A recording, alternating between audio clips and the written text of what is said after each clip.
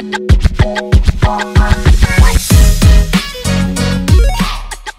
hola. Hola, hola. Hola, hola. Invitada nueva. ¿Cuál es esa voz tan sensual que nos acompaña el día de hoy? Chiquillos, un nuevo prospecto para Copas y Crímenes. Una nueva audición el día de hoy.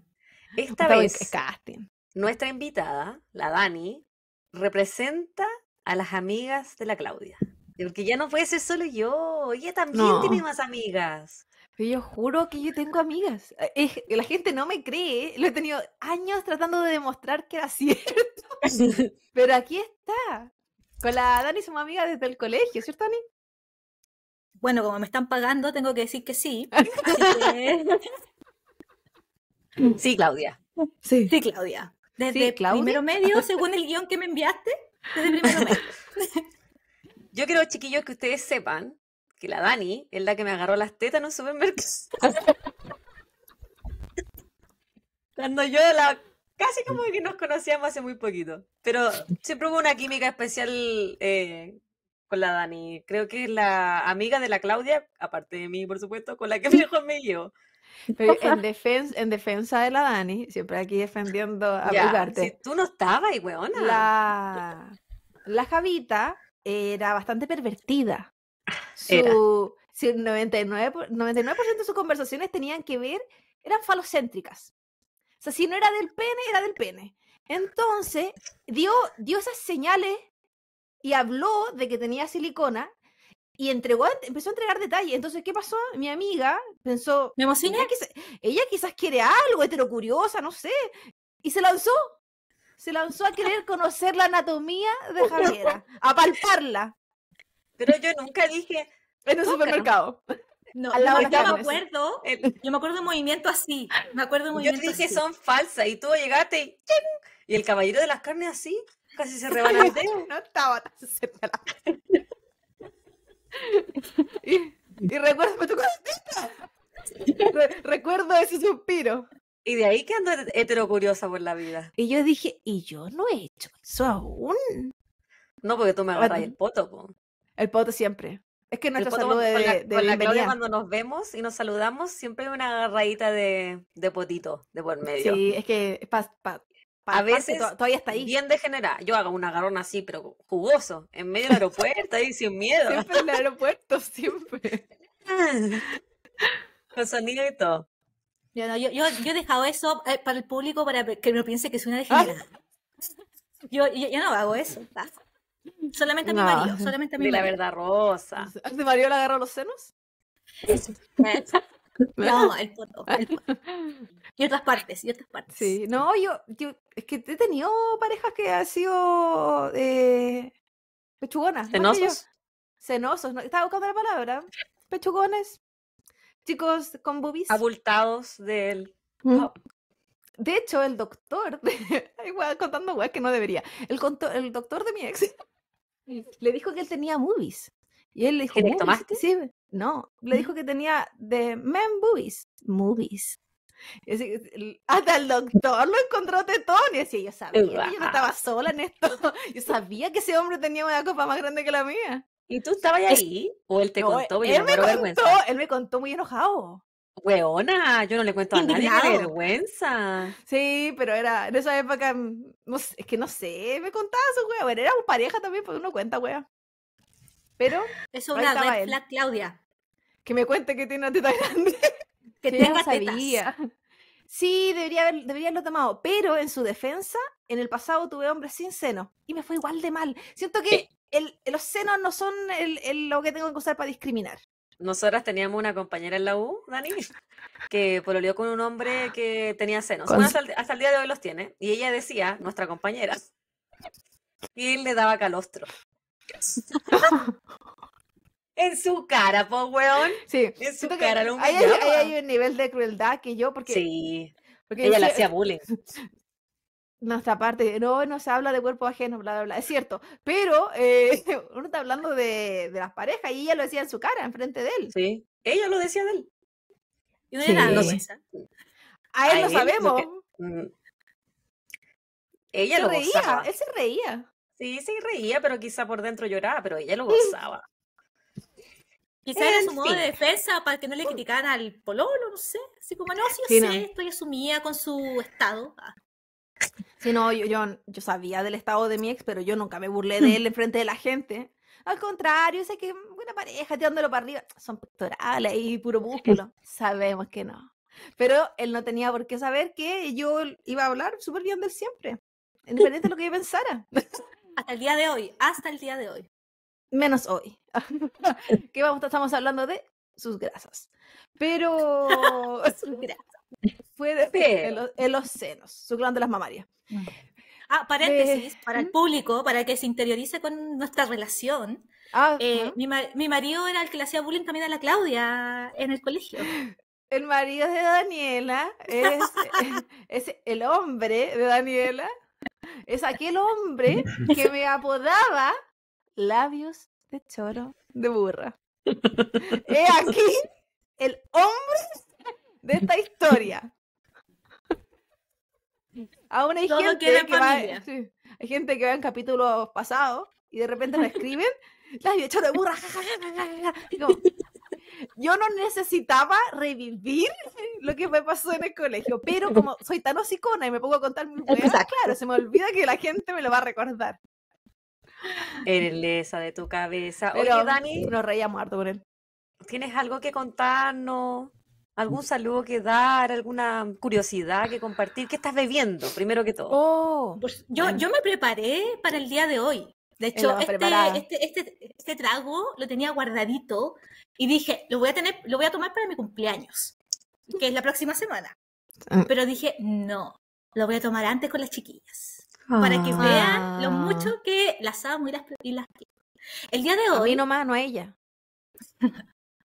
El día de hoy las deleito con una cerveza de elefantito. Delirio. De elefantito. En copa de elefantito. Copa de elefantito. Sí, qué preparada. ¿A qué sabe? Es una cerveza belga de frutos rojos de 8 grados alcohólicos. Así que lo más probable es cuando terminemos esto, va a estar muy ebria. Lo más probable. Así nos gusta. Es dulce, por lo que puede que te guste, Claudia, la próxima vez que venga a Chile. Qué para darte la de bebé. Qué ganas de volver. Si es que así va a ser el recibimiento, vamos, hasta el cielo. Así uno se va por lo dulce, pero la cuchara es más fuerte que la chucha. Pero sí, pues se pasa con dulce. Muy buena. Y tengo la copa que lo conmemora. ¿Y cómo te la copa? Mira. ¿Te gusta la cerveza artesanal y cosas así?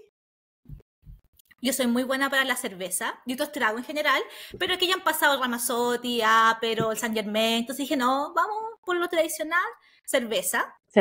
Pero sí, cervezas fuertes, artesanales y sobre todo belgas. Belgas, no belgas, belgas. Sí. Y cuéntanos de tipo, alguna curiosidad, algún saludo. A ver, bueno, el primer saludo es para mi marido que está acá al frente, no se ve, no está en cámara, pero está aquí de Tramoya.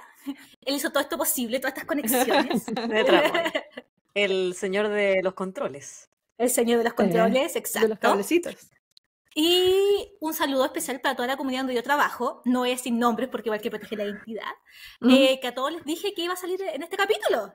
Estoy ampliando los canales, le estoy diciendo que se unan, yo me uní a su cruzada en YouTube.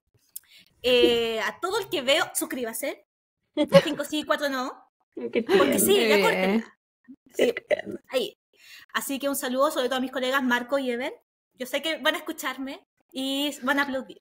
Después van a pelar, pero van a aplaudirme primero. No, porque que se sepa que no es solo una cara bonita, la chica acá es una profesional del servicio, es una veterinaria y además de las educadoras.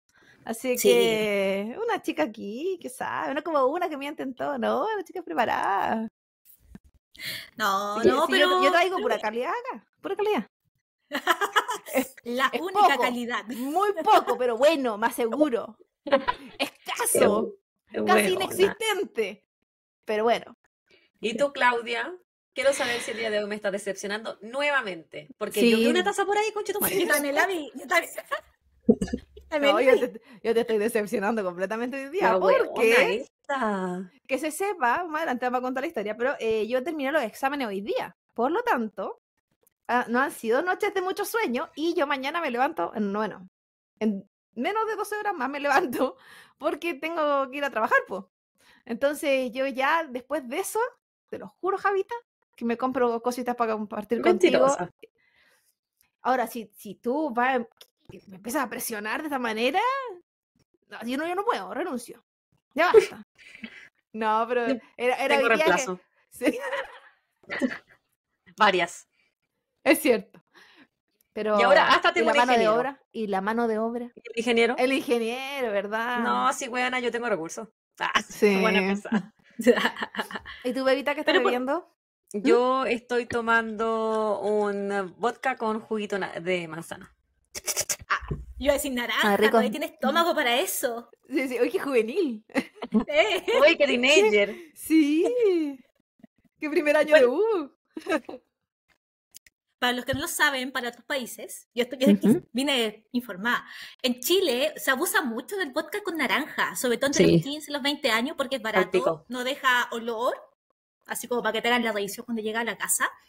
Y por eso después no se puede tomar, porque abusaste tanto de él que tu hígado también no lo soporta. Es como friendly, como de cuando estás empezando a tomar, porque puedes ir regulando la cantidad de vodka con la cantidad de jugo. Y muchas veces, como el vodka no es como tan fuerte en alcohol, quizás 100 grados alcohólico, pero no al sabor. Cuando tú lo mezclas con jugo de naranja, se puede sentir incluso que estás tomando puro jugo de naranja. Entonces... Y pasaba, y pues tanta gente con problemas hepáticos a temprana edad. Es cuático el abuso del alcohol en Chile, igual. Hay que decirlo. Sí. Que no pasa por un alcoholismo en edad temprana. ¿Qué? ¿Tienen algo que contar, chiquilla? Yo quiero también dar un anuncio. No anuncio. También para los espectadores. Yo soy la responsable del papi. Así que el papi esté en sus vidas. Quiero decir que fue gracias a mí de nada. You're welcome. Creo que conté la historia, ¿o no? Del papito. No. Siento que contaste que una amiga tuya te lo dijo que dijo que era chiquitito y después ya no fue chiquitito. No. Yo nunca saco mucho lo del chiquitito, porque para mí el papi es chiquitito. Yo nunca lo vi crecer en mis ojos. Para la gente, ¡ay, qué grande! Que ahí viene el caballo. Es un bebito. Ahora es un bebito, señor. Pero sí, cuando... ahí por el año 2013... Yo vivía sola en Chile, mis papás ya estaban acá y eso, vivía sola. Y en esa época yo tenía a mi perrita toda la vida, que estaba muy enferma, tenía que tomar sus pastillas cada 8 horas y eso era como que ya harto para mí. Y mi pobreza, ella con sus 1000 enfermedades y sus cosas que tenía que darle. Entonces, ahí aparece un pequeño papito abandonado en una municipalidad de Santiago, que era tan chiquitito que no termorregulaba. Entonces no podía quedarse en el canil. Y Daniela, corazón de abuelita, ya tenía tantos perros, bueno, su mamá ya no daba abasto con perros adoptados por ella, que no podía, pero sí se lo llevó para que sobreviviera. Sí, y durante 2 semanas estuvo intentando regalarlo. Y incluso a gente que nosotros sabíamos que después se compró perros. Un ex mío, pero que gente que teníamos en común, que en algún momento no siguió en este podcast. Y después desapareció. Ni perdón ni olvido. No, perdón ni olvido. A mí me dio mucha pena su búsqueda, me dio mucha pena que lo rechazaran, porque, o sea, que alguien te diga así como, no quiero perro, se entiende, o no puedo tener perro, pero que digan, no quiero perro, y después compraste un perro, es como, o querías ese perro porque no era de las condiciones que tú querías un perro, entonces. Claro, pues, ¿cachai? Porque si después vaya a gastar, no sé, 300, 400 lucas en un perro, porque en verdad quería ir el estatus, la raza y toda la weá que significa, y chuparle el cuerpo a tu pareja probablemente va a comprarle un perro caro. Entonces me dio mucha pena y dije, ya, donde come uno, comen 2. Y ahí papito llegó a mi vida a manos de la Daniela, y llegó con un guaterito que venía en un chalequito. Y ahí se hizo parte de nuestra familia con la Lulita, y después la Luli falleció con el tiempo porque también era mayor, y después papito emigró conmigo. Esa es la historia de papito. Mira, lo de la calle al primer mundo. Sí, tocando puertas lentamente. Ahora, en mi defensa, cuando recogí al papi, era así una cosita, pintaba para pequeño. Yo pensé tamaño chihuahua. Ella lo ofrecía como chiquitito, lo ofrecía como, es un poodle, me decía, es como, hace como un poodle. A mí no me importaba tanto, la verdad, pero yo vivía en casa, entonces... Era chiquitito, crespito, y era así una cosita, sin mentir. Y de hecho yo pensé que se iba a morir porque ese era fin de semana largo, era fin de semana, Semana Santa, y si se quedaba ahí iban a pasar 4 o 5 días y no. Y me lo traje sin pensarlo, pero... No, era como fin de semana 18 de septiembre. Fue en septiembre. Bueno, algo así. Sí. Pero el perrito que yo traje era color negro. Negro con café. El papi que tiene la Claudia no es negro. Así que yo creo que hay un cambiazo. Gris, blanco, negro. Algo le pasó al papi, fue reemplazado en el camino. Lo que pasa es que Papito me dijo que si él venía a Estados Unidos, él quería tener un look más americano, más estadounidense, gringo, que intentó ser rubio, no le resultó, entonces dijo, me metizo con mi tata. Y ahora tienen los dos el pelo blanco. se quiere parecer a su abuelo. Entonces, hasta el día de hoy yo pienso que fue un cambiazo. Debe ser a mi bebito, que ya no es bebito, que está en la pieza al lado llorando porque le dolía la guatita.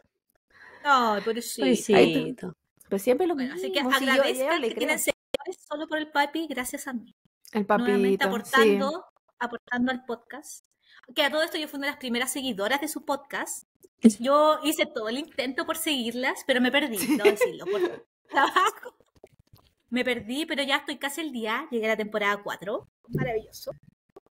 Así que estoy en un trabajo intenso para ponerme al día. Repuntando. Sí, porque es lo que pasa cuando la gente se pone a verlo, a ver series o escuchar podcast, qué sé yo, en pareja. A ver, si uno se atrasa los dos, po. Y estamos culpándote a ti, Diego. Que se sepa. Javita, ¿tienes saludos? Tengo saludos. Lánzate. Mi primer saludo va para Constanza Leiva, que nos escribió.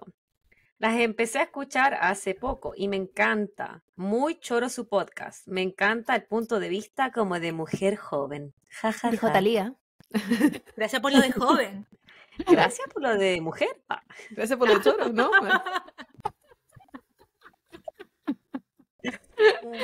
Un saludo para la chiquilla, la Constanza Leiva. Un abrazo grande. Mi saludo el día de hoy es para Lau Merino. Creo que ya le hemos mandado saludo a la Lau.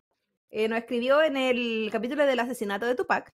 Dice, hola reinas, la escucho desde el principio desde 2 cuentas en Spotify. Jaja, pongo esto para que me manden un saludo. Aquí estamos. Clau, te esperan grandes amores, si es lo que deseas, va a suceder. Solo que no sabemos cuándo. La vida trae sorpresas, sorpresas trae la vida. Aprovecha para disfrutar que cuando menos lo esperes, aparece para cambiarte o cagarte la vida. Jaja. ¡No más cagarme! ¡No más, amiga! ¡Ya es una o la otra! ¡Suficiente! Toda la caca que no hago yo me la dan los demás. Y así no se fue la vida. Ay, pero sí, me iba todo tan esperanzado, así como, si es que tú quieres. Y después viene al final. No, pero me reí cuando lo vi. Un saludo muy grande, Lau. Muchas gracias por seguirnos por 2 cuentas. Espero que las 2 no hayas dado 5 estrellitas y no 4 porque no nos sirve. No, 5, sí, 4, no. No estamos para eso. Así que, un abrazo grande, Lau. Mi siguiente saludo es para Antonia Abujadba, no lo sé decir, Grelet, que nos mandó un caso, Claudia, para ti, de una asesina serial italiana que se llama Leonarda Gianciulli, y nos puso un caso para la lista. Saludos, Clau y Javi, siempre las escucho desde el gimnasio. Hoy escuché el de la monja Katy y llegué corriendo a ver The Keepers. Ojalá no haya vomitado, pues, amiga. ¿Por qué se hace daño? ¿Tú viste esa Daniela? Sí, hace como el año pasado, creo que lo vi. Y no, o sea, yo quedé indignada. Porque no la vi. Tanto encubrimiento, y al final igual se sabe quién son los encubridores, pero quizás nunca se sepa dónde esté, pues, ¿cachai? A mí me dio mucha pena las que todavía siguen en la lucha por buscarla, por saber qué pasó con ella, o dónde está su cuerpo. Esa es la verdad de la vida. Qué triste. Pero sí. Ahí le hice caso a la Javita y yo ahí no me metí. No sufras, Claudia. No. El siguiente saludo es para Marcela Muñoz. Ella nos escribió en Instagram, nos educó. También otra amiga de estas de las psicólogas, psiquiatras, no sé, de las chicas que saben de salud mental realmente, no como una que miente todo el rato. El otro día pensaba, así como la Pati de Betty la Fea tenía 6 semestres de finanzas en la San Marino, nosotros tenemos 2 semestres de psicología en la Valparaíso. Ese es como nuestra chantería en cuanto a psicología. Entonces, 2 semestres de psicología en la Me Valparaíso. faltaban los 2 semestres de psiquiatría. Sí, no, me faltó la carrera completa.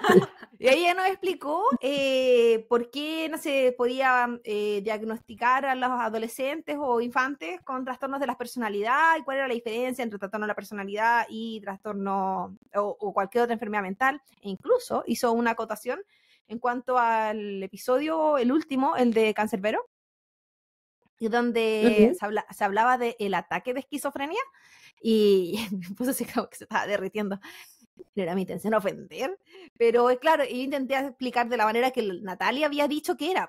No que yo piense que esquizofrenia te da con ataques. Si la weá no son brotes. La weá no es un sí, pues la weá no es en el cerebro. Es un stroke, no. Soy completamente diferente. Pero era como más que nada para hacerla como la explicación de cómo ella se explicaba de lo que había encontrado en Google, loca. Pero eso. Así que muchas gracias a la amiga que acabo de decir el nombre. Marcela Muñoz, y a las otras amigas que también nos estuvieron educando. Siempre se agradece y nos mandaron videitos y también videitos en relación a los cultos y de por qué la gente se metía en los cultos. Y yo lo encuentro así como muy, muy bacán que nos eduquen. A mí se me va a olvidar más rato, pero se agradece. Tendremos las mismas preguntas siempre porque no nos acordamos la respuesta. Sí. Pero bueno. Básicamente. Básicamente así somos y muchas gracias por querernos como somos nomás. Sí. Ahí nomás estamos listos con los saludos, ¿no? Sí, ¿algún saludo más, Dani? ¿Dani? ¿Dani está con los tuyos? Ok. Entonces, ¿estás lista para lo que se viene? Bebecita anaranjada. Sí, pues, hoy día, Chicoletitos, es un capítulo especial, bien misceláneo. Decidimos con la Dani unir fuerza y vamos a presentar 2 casos hoy día. A ver qué tal nos sale. ¿Ya? Entonces, yo voy a partir, chiquilla, y una pequeña introducción. Como trabajadores del área de la salud, Claudia, tú y yo, y la morocha por su lado, nosotros sabemos que somos unas personas, como podríamos decir, distintas. Nos dedicamos al cuidado, al tratamiento, rehabilitación, en nuestro caso, Claudia, de persona. Y sabemos lo difícil que es el área de la salud. No, trabajar con personas nunca es fácil. Un trabajo que muchas veces en Chile es poco remunerado, de largas horas y en ocasiones de más penas que alegrías. Nuestro trabajo en lo personal es ayudar a sanar a las personas y no asesinarlas, no causarles daño. ¿No? No sé tú, pero yo no quiero perder mi trabajo en ese sentido. A propósito, Claudia. ¿Y a propósito, Claudia, qué? Daño a propósito. Daño a propósito. Sí, pues. Sin embargo, y como en todas las áreas, siempre hay una que otra manzanita podrida. Y hoy vamos a hablar de una persona que en su momento fue denominado como el ángel de la muerte. Un término que se utiliza acá, o al menos yo lo he escuchado en Estados Unidos como... ahora lo he escuchado un poquito más como de broma, pero se utiliza el término ángel de la muerte para decir, oh, aquí anda un ángel de la muerte, cuando se muere más de una persona en el mismo turno o en la misma área. Anda la pela. Entonces, chiquilla, hoy día vamos a hablar del enfermero Richard Angelo. Oh. Hace un tiempo atrás nos habían pedido el Charles Cullen, pero yo no lo quiero hacer porque está muy hecho. Yo siento que Richard Angelo quizás no mucha gente lo conoce. No sé la morocha porque ella es bien educadita. ¿Cuál es el Netflix? Ese del Cullen. Ah, ya, perfecto. Cullen creo que era el apellido. No me acuerdo, por eso lo vi, pero no me acuerdo. Lo vi como hace 6 meses. Pero yo te traigo el Richard Angelo, porque es más underground. Entonces, Richard nació el 29 de abril de 1962 en Nueva York. Sus padres, Joseph y Alice, ambos se dedicaban a la educación. Joseph era consejero y su madre enseñaba economía doméstica, un ramo que yo creo que no existe porque era como que te enseñaban así como a las finanzas del hogar. Era como yo creo que era un ramo súper machista en todo caso. ¿Te acuerdas que, no me Hacer acuerdo si queque. es la Universidad de los Andes, creo, o una de esas, que al menos cuando nosotros estábamos en Chile, tenía una carrera que era como para ser ama de casa, pero y te enseñaban administración económica del hogar y cosas así, pues. No sé si te acordáis de eso que existía. No me acuerdo, Yo me acuerdo de que estaba plop en esa época. Entonces quizás, pero que no me todavía, sorprende. si que todavía existe esa carrera, y todavía existe esa universidad, porque yo no tengo idea de nada, quizás aplique lo que estás contando, de lo mismo.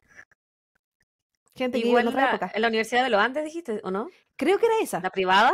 Sí. Ay, que ahí van puros buenos que se casan con su primo, entonces no me sorprendo a mí. Bueno, Richard era hijo único. Su infancia no estuvo marcada por trauma, ni accidentes, ni violencia, nada de eso. Él provenía de una familia de clase media, sus padres siempre le entregaron amor y se llevó bien con sus pares. Richard incluso fue un Boy Scout destacado y llegó a ser Eagle Scout, el rango más prestigioso dentro de esta organización. Él también fue voluntario de bomberos, por lo que su vida fue marcada por hacer siempre el bien hacia el prójimo. En 1980, luego de graduarse del colegio St. Joseph, él comenzó a estudiar en la Universidad Estatal en Stony Brook, para luego trasladarse hacia la sede de Farmington, para continuar sus estudios de enfermería. Angelo era un alumno destacado y fue premiado en todos los semestres. Sus compañeros lo describían como una persona callada, pero muy bueno académicamente. Él se gradúa en 1985 y se va a trabajar a Meadows Medical Center en la unidad de quemados durante un año. Posterior a esto, Richard sigue a sus padres hasta Florida, donde ellos se radican. Pero solamente está en ese estado 3 meses y luego decide volver a Long Island y consigue trabajo en el Good Samaritan Hospital cuando tenía la tierna edad de 26 añitos. Jovencito. Aquí enfermería sí es una carrera mucho más corta que en Chile. Es que hay muchos tipos. Como que se divide demasiado. En Chile es como que tienes el técnico paramédico o técnico en enfermería y después tienes la enfermera. Aquí tienes desde el que estudia un mes y puede hacer un tipo de ese trabajo, el que estudia un semestre, el que estudia 2 años, el que estudia 4 años, el que estudia 6 años y así. Y una enfermera puede incluso estudiar más que un médico, dependiendo de lo que esté haciendo. Claro. Es muy distinto. Rápidamente Richard Angelo se estableció como un enfermero competente y bien entrenado. Su personalidad tranquila y habilidad envidiable para mantener la calma en situaciones de emergencia lo convirtieron en una gran adición al equipo de cuidados intensivos, específicamente al turno de noche, al cual él pertenecía. De esta forma, él se ganó la confianza de médicos y otros miembros del staff. Sin embargo, esto no era suficiente para Richard. Él tenía un deseo profundo por ser considerado un héroe, por lo que ideó un macabro plan para satisfacer esta necesidad. Richard se encargó de empeorar el estado de salud de sus pacientes causándoles una experiencia cercana a la muerte. Cuando los pacientes decayeran médicamente, Richard sería el primero en ir a su rescate. De esta forma demostraría sus capacidades heroicas y su expertise en situaciones de estrés. Salvando a sus pacientes de los daños que él mismo había provocado, Richard impresionaría a doctores y otros miembros del hospital. Sin embargo, su plan tenía claros errores, ya que durante su tiempo trabajando en el Good Samaritan, hubo 37 códigos azules durante los turnos de noche en los cuales Richard se encontraba trabajando. Un código azul es una emergencia médica en la cual el paciente deja de tener signos vitales, por lo cual maniobras de reanimación cardiopulmonar deben ser empleadas. De estos 37 pacientes a los cuales él inyectó con veneno, solo lograron sobrevivir 12. Su plan consistía... ¿Ah? La vocación del amigo. Weona. Pero está bien enfermo. Yo pienso igual, de repente, una que trabajo en el hospital y que los buenos en su mayoría son unos coches de su madre, yo digo, uy, las ganas, weón, de hacerte una zancadilla que te caiga, que te caiga. Pero no se aguanta, po. Uno resiste ese deseo. A mí siempre me llamó la atención, perdón, que a nadie le sea extraño que justo en ese turno con esa persona pase eso. Yo me acuerdo cuando estuve trabajando en un hospital, que fue como un año, no fue como mucho, y hubo una noche que a mí se me murieron todos los pacientes. Pero no fue a propósito. Fue a propósito. Las buenas confesiones. Bueno, es que todos los que, paréntesis, era un hospital veterinario, y por lo mismo, como era 24/7, llegaba mucha urgencia. Y hubo una noche que llegaron animales que estaban, pero muy mal. Me llegó, me acuerdo, un intoxicado, 3 atropellados, pero atropellados mal, y un par más que tenían parvovirus. Entonces, eran pacientes muy críticos. Entonces, pasó que estaban justo ellos, estaba yo con otro técnico, y no sé, 11 se murió uno, 11:45 se nos murió otro, a las 12 y así, y todos se murieron en ese turno. Y a mí me preguntaron, ¿lo estás matando tú? Así como al tiro. Así sin tapujos. Sí, porque obviamente llama la atención. Y claro, después cuando le dieron la ficha clínica, se dieron cuenta que yo hice todo lo posible por salvarlos, pero que efectivamente habían llegado muy críticos. De hecho, uno llegó casi muerto con el dueño al lado y falleció ahí mismo, o sea, en brazo en recepción. Entonces, a eso voy, como a nadie le llama la atención de que justo fallezca mucha gente en el turno cuando hay ese denominador en común. Entonces, claro. Ahora también, porque qué tan buen actor era esa persona como para... Porque somos personas. Entonces, cuando fallece un ser, uno se ve afectado. Incluso, siendo lo más profesional posible, uno se ve afectado. Más si es que estamos hablando de muertes, ¿cachai? Uno se ve afectado si los pacientes no se recuperan bien. Imagínate si es que se mueren. Entonces... A mí nunca se me ha muerto alguien en el momento en el que estoy con ellos. Menos mal, porque me han dicho que una weá súper traumante igual. Po. Me imagino. Al Esteban se le murió un paciente en sus brazos casi. Ay, no, yo no podría. Me retiro. Eso es lo bueno. Y no me puedo seguir cuidando la weá. Lo bueno. Lo peor era que el paciente era joven, tenía menos de 40 años y como que se sentó y empezó a vomitar sangre, se desmayó y murió. Oh. Pero eso es lo que voy. Entonces, tu reacción igual va a decir algo de... O a la gente igual comentaría, si el hueón sangre fría, siempre se le muere a alguien, por ejemplo, y no reacciona. O sufre cada paciente que se le va, entonces desconfiamos menos porque lo sufre tanto. O incluso lo sufre tanto que es sospechoso que sufra tanto, no sé. El plan de él era como ser el primero. ¿Tú cachai ese síndrome del héroe que hay acá? No, me imagino que en todas partes también.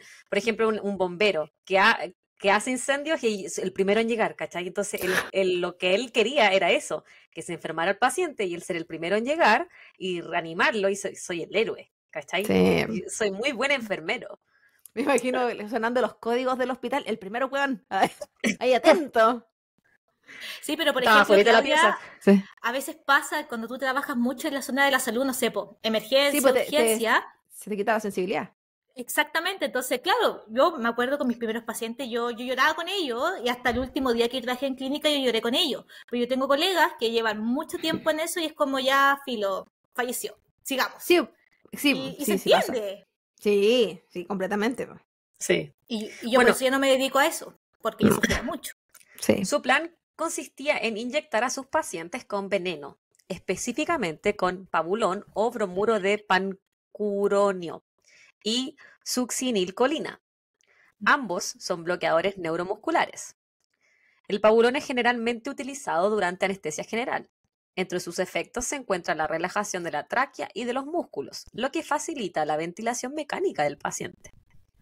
Por ejemplo, cuando se encuentra en una cirugía. Y la succinilcolina tiene el mismo uso.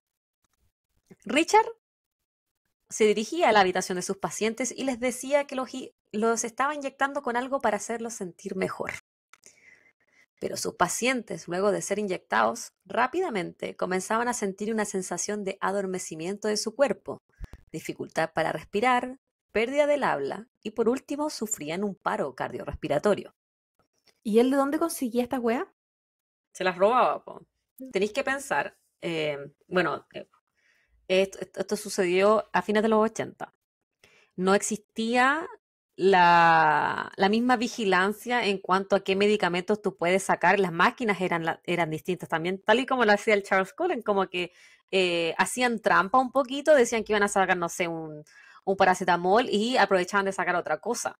Entonces no quedaba registrada. Tenía un buen registro del inventario tampoco, po. Sí, po. Y por estos motivos también que las cosas cambiaron, porque, por ejemplo, en algunos medicamentos, las enfermeras necesitan un testigo para administrarlos. Sí, pues. Acá, no sé, en Chile. Acá, en Chile, exactamente.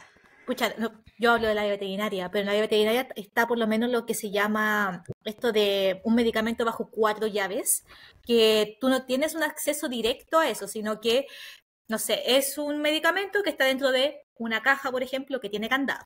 Esa cajita está dentro de un gabinete que tiene otro candado. Ese gabinete ¿es literal está dentro de una pieza que tiene, exacta, y son 4 llaves y tú no tienes acceso fácilmente a esas 4 llaves. Tú tienes que pedir autorización para la llave del gabinete, la llave de la caja, qué sé yo. Y medicamentos, por ejemplo, como la ketamina, que acá en Chile se roba mucho para drogarse. Y que por uso veterinario tú tienes acceso, comillas, más fácil porque lo ocupas con los animales para anestesia. Pero se ocupa para droga. Y esos medicamentos ya están como 4 llaves. Diazepam también, y ese tipo de medicamentos. Richard Angelo comenzó sus crímenes en abril de 1987. Cuando envenenó a John Fisher, el cual falleció antes de que Angelo lograra salvarlo. Sin embargo, este contratiempo no detuvo al malvado enfermero, que no se inmutó por matar a un paciente y siguió intentando envenenar a sus pacientes una y otra vez. Algunos lograron sobrevivir, pero otros no corrieron con la misma suerte. No sería hasta el 11 de octubre de 1987 cuando se comenzaron a generar las primeras sospechas en contra de Richard. O sea, estamos en octubre y él empezó en abril a matar gente. Se demoraron. Se demoraron un poquito. Esa noche, Angelo era el supervisor de turno. Él llegó hasta la habitación de un paciente llamado Gerolamo Kusic, de 73 años, quien estaba despierto. El enfermero sacó de su bata blanca una jeringa y procedió a inyectar al paciente, diciéndole: ahora te vas a sentir mejor. Luego de esto, Richard se fue de la habitación, dejando a Kusic a la merced de los efectos del medicamento con el cual lo habían inyectado. Pero por suerte, él, al comenzar a sentirse extraño, fue capaz de apretar el botón para alertar al personal de servicio de que él necesitaba ayuda. La enfermera que entró a la habitación al darse cuenta de lo que estaba sucediendo, procedió a realizar distintas maniobras para salvar la vida de su paciente. Dentro de estas acciones, ella realizó toma de muestras. Una de ellas era una muestra de orina y la mandó a análisis toxicológico, el cual, al poco tiempo después, volvió alterado con esta mezcla letal que Richard le había estado administrando a sus víctimas. Gerolamo Kusic no tenía prescrito ninguno de estos medicamentos, lo que prendió todas las alarmas. Gerolamo, quien sobrevivió, fue capaz de describir a su atacante. Un hombre relativamente joven, gordo, blanco y de lentes. Tetón. Que daba calostro. Con esta descripción, las autoridades pudieron unir los hilos fácilmente y enfocaron sus esfuerzos en encontrar a Richard. Al día siguiente a este ataque, las autoridades hicieron las pericias correspondientes, tanto del casillero que Angelo utilizaba en su lugar de trabajo, como también en su departamento. En ambos lugares encontraron ambas drogas. Richard Angelo fue entonces arrestado bajo el cargo de intento de homicidio y luego este se modificó a 4 cargos de homicidio en segundo grado cuando lograron percatarse que Gerolamo no era el primer paciente a quien el enfermero había atacado. Angelo confesó haber envenenado a otros pacientes, por lo que se exhumaron los cuerpos de 30 expacientes de Richard. Luego de las autopsias correspondientes, se logró determinar que 10 de ellos habían muerto por envenenamiento. Las autoridades también lograron determinar que el enfermero logró envenenar cerca de 35 personas en total durante los 7 meses que permaneció trabajando en el Good Samaritan. Solo en 7 meses, el loco se lanzó. Sí, no estaba, pero desatado, weona. Cagó. Posterior a su arresto, Richard permaneció en la cárcel del condado Suffolk durante 1 año esperando el comienzo de su juicio. A pesar de que le habían otorgado una fianza de $50,000, Richard optó por no pagarla y permanecer tras las rejas, ya que dado el alto perfil de su caso, él tenía miedo que alguien atentara contra su vida. Dada la notoriedad que había alcanzado el caso, la prensa le entregó al enfermero asesino el llamativo apodo de El Ángel de la Muerte. Un término como que ya le expliqué que se utiliza bastante en el área de la salud. Al menos acá, no sé en Chile. No Ya hemos no sé tenido, nada de Chile. que sepamos. Richard, durante un interrogatorio grabado, le confesó a la policía lo siguiente. Quería crear una situación en la que causara que el paciente tuviera dificultad respiratoria o algún problema, y a través de mi intervención o invención sugería, o lo que sea, pareciera que yo sabía lo que estaba haciendo. No tenía confianza en mí mismo, me sentía inadecuado. Gracias a esta confesión lograron acusarlo de múltiples cargos de homicidio en 2º grado.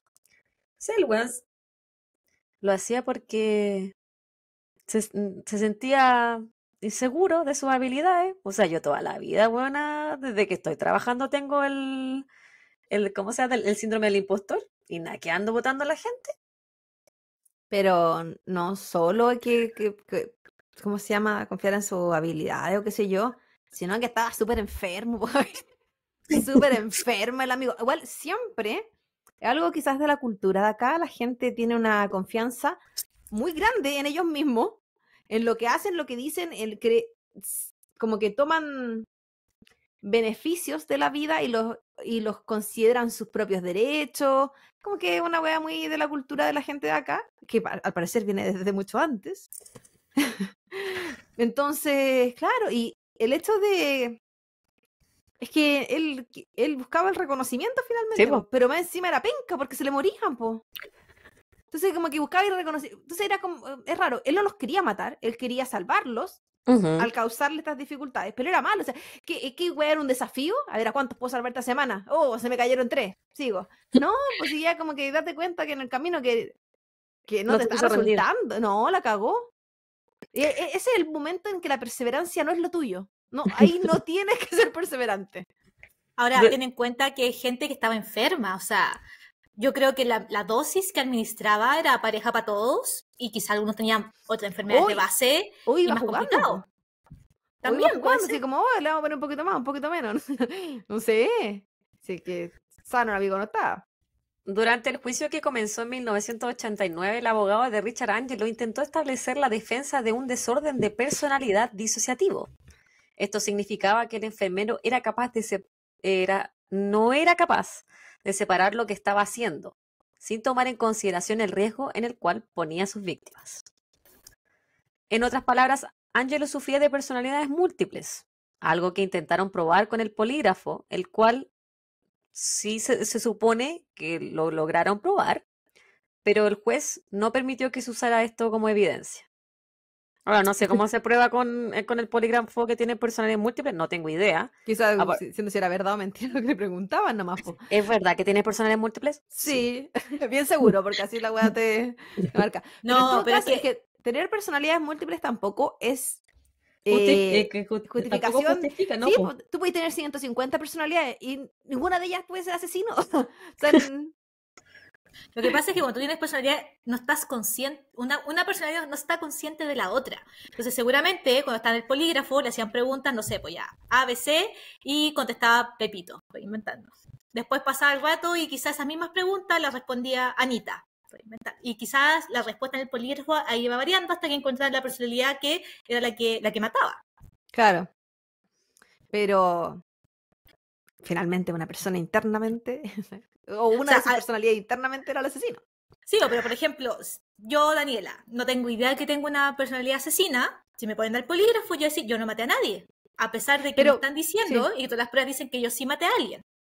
Yo había visto como reportaje, quizás no en todos los casos, como que se desconocen las mismas personalidades que tienen ellos dentro, pero sí había visto como un caso muy famoso de una persona que tenía muchas personalidades, porque había tenido una vida súper traumática en su infancia y como que de ahí fue desarrollándola.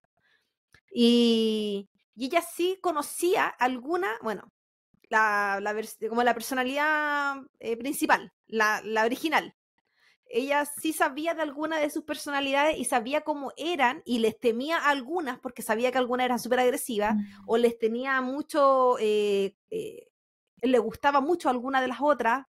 Por ejemplo, unas personalidades eran niñitos, otras personalidades eran adultos, unas eran hombres, una era mujer, como que tenía de todo un poco. Y al menos en ese reportaje, ella sí sabía, no sabía cuándo iban a aparecer o cuánto tiempo se iban a quedar, pero sí sabía cómo eran algunas de ellas, iba reconociéndolas cuando iban apareciendo. Pero es que es súper difícil, siento, el tema de las personalidades múltiples. Sí. En todo caso, no te libra de un tema controversial también. Sí, pues, súper controversial porque también hay gente que la ha falseado. Exacto. Gerolamo Kusic viajó desde su natal Yugoslavia para testificar en contra del hombre que intentó asesinarlo. Cuando tomó el estrado logró identificarlo e incluso lo apuntó con un dedo.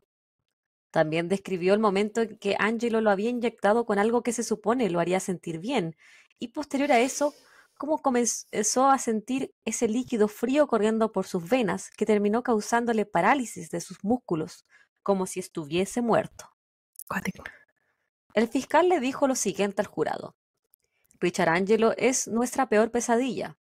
Richard Angelo era un monstruo bajo su blanca vestimenta de enfermero.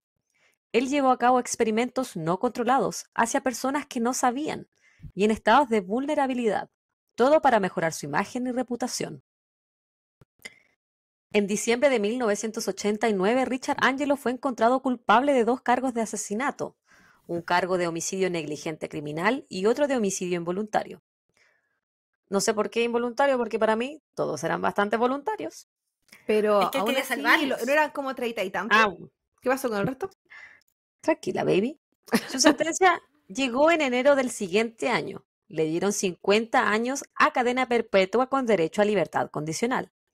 Richard Angelo, de 27 años, fue ordenado a cumplir sentencia en la correccional de Meadows y podrá optar a la libertad condicional en el 2043 cuando tenga 87 años.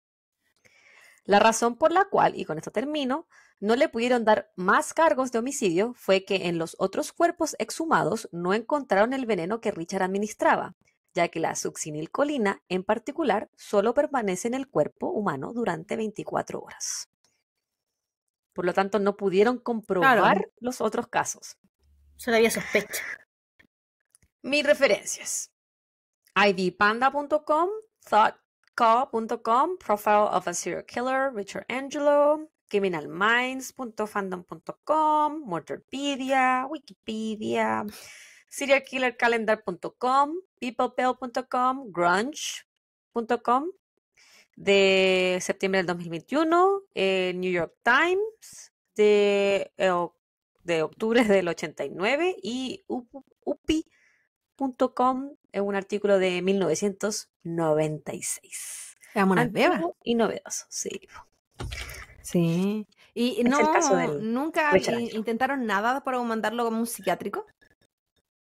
Al menos no que yo encontrara. Porque si es que tenía el tema de las personalidades y qué sé yo, sobre todo en esa época, que como más aceptado, no sé si ahora hubiese sido así como tan... Igual eso lo dijeron con el polígrafo y el polígrafo ya no es admisible. No es solo que aparte que el juez no lo quiso admitir, ya se considera una ciencia chanta. Yo creo que después de un tiempo también, sobre todo la cantidad de años que lleva, ya dejan de luchar por intentar obtener beneficio. ¿Él tuvo algún beneficio? ¿Tiene derecho a beneficio? No que yo encontrara. Quizás también perdió todas las apelaciones. Yo no encontré mucho después de su condena. Lo único que encontré es dónde cumple la condena y cuándo puede salir. Que tampoco es tan... O sea, bueno, que si vaya a salir a los 87 años, mejor no salís, po. Sí, po. ¿A qué? Algunos se suicidan, de hecho, para no salir, po. O cometen crímenes adentro para estar para siempre, porque ya está institucionalizado completamente. Ahora el tema es que me acuerdo que en algún momento cuando veíamos Orange is the New Black, me muchos años atrás, conversábamos del tema de la salud mental dentro de algunos presos, que en verdad habían cometido crímenes dentro de algún trastorno que tuvieran y que no necesariamente eran conscientes de lo que hacían o podían controlar lo que hacían. Y claro, y en ese caso, al ser tomados presos, no tampoco tienen ningún tratamiento médico. Por lo tanto, pueden estar eternamente encerrados y descontrolados. O como no. Sí, pues descontrolados, como que no tienen controlada cualquier patología que tuviera, o ni siquiera diagnosticado. Entonces, igual es súper complejo. Y si salen tan o peor de cómo entraron, porque nunca tuvieron ningún tratamiento que los pudiera ayudar, pues. Así que no estoy diciendo que es el caso de esta persona, pero esta persona puede ser un mentiroso de mierda nomás. Pero muy probable.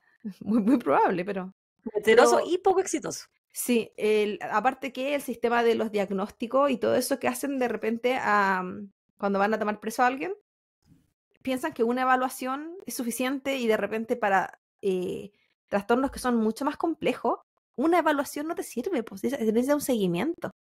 Y ahí carece harto del proceso. Y si no tienen para pagar un equipo o unos abogados que lo ayuden en el proceso, están cagados, pues. Ese es mi aporte. ¿Estás lista? Ese es mi caso. Creo que vi. A mí siempre me ha llamado la atención que estos ángeles de la muerte, porque han habido varios, siempre son muy buenos en su pega. Siempre son buenos, así como buen enfermero, no lo ha dado por todo por sus pacientes y después sale eso. Por eso nunca van a desconfiar de mí. Por eso yo soy mediocre. Yo hago lo que tengo que hacer y me voy. Nunca voy a ser una persona de sospecha. Como dijo el amigo que nos escribió una vez en Spotify, que por la culpa de nosotros la salud en Chile estaba comentada. ¿Está lista, Daniela? Estoy aquí, el archivo. Lo puse como letra 50. En la que hacemos nosotros. Para no perderme. Por lo general, bueno, ahora tengo el sistema de ponerlo como el prompter en la tele, pero que no se mueve solo la web de Google yo, porque nosotros siempre baratas no pago esa opción. Entonces lo muevo con mi dedito. Pero antes ponía el Word en la mitad de la pantalla, entonces no veía o a la Javi o no me veía a mí, dependiendo de quién aparecía al lado de la pantalla. No, sí, yo lo sigo haciendo así. Sí. No, pero lo puse en letra gigante, a espaciado triple, pero yo espero no perderme. A ver, yo nunca voy a ser tan extrema como la Nacha, porque la Nacha llegó a un límite que nadie debería cruzar. Es hardcore. Pero tampoco es un caso agradable. No, la Nacha me destruyó. Aún sufro con cosas que ella me hizo escuchar. Ya.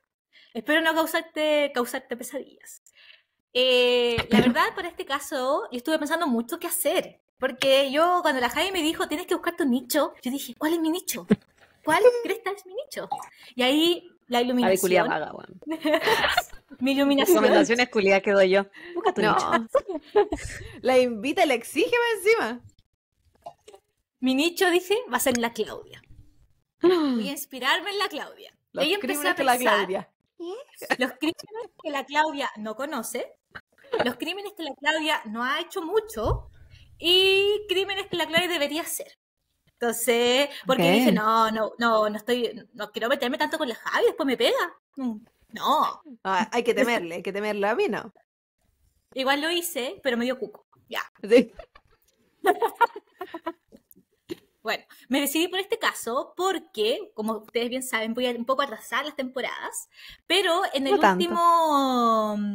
último preguntas y respuestas, porque ya no lo voy a decir en inglés, ustedes pidieron público ruso, no los mencionaron. Entonces, la idea de este caso es volver a traer a esa gente. ¿Cómo les traigo seguidores? ¿Qué les traigo? Entonces, el día de hoy nos vamos a ir a Rusia, específicamente a la Unión Soviética, porque es de esa época. Okay. Entonces, estamos hablando entonces de un país situado más o menos en la Segunda Guerra Mundial. Eso es un caso bastante connotado que tiene Rusia. De hecho, es como de los clásicos, por así decirlo. El día de hoy, y perdona a la gente de Rusia que la escucha por mi pronunciación, voy a hacer todo lo posible. No te disculpes, no lo mereces. Vamos a hablar de Andrei Chikatilo, o Chikatilo, no sé cómo se dice, también conocido como el carnicero de Rostov o el asesino del río Don. Este asesino fue un asesino en serie y violador ucraniano soviético. Nació el 16 de octubre de 1936 en Yablokne, actual Ucrania. Y fue ejecutado el 14 de febrero de 1994. O sea, ya no está con nosotros. Ya. Pucha. Qué pérdida más grande. Chikatilo perpetró sus crímenes en la Unión Soviética, principalmente en la región de Rostov del Don, durante un periodo que abarcó desde 1978 hasta su captura en 1990. ¿Pero quién fue Andrei Chikatilo? Y espero estarlo pronunciando lo mejor posible. Él fue una persona que creció durante la época de la Segunda Guerra Mundial y experimentó la hambruna y la devastación causada por el conflicto. Su infancia fue difícil y se dice que su madre lo castigaba por robo y mentiras.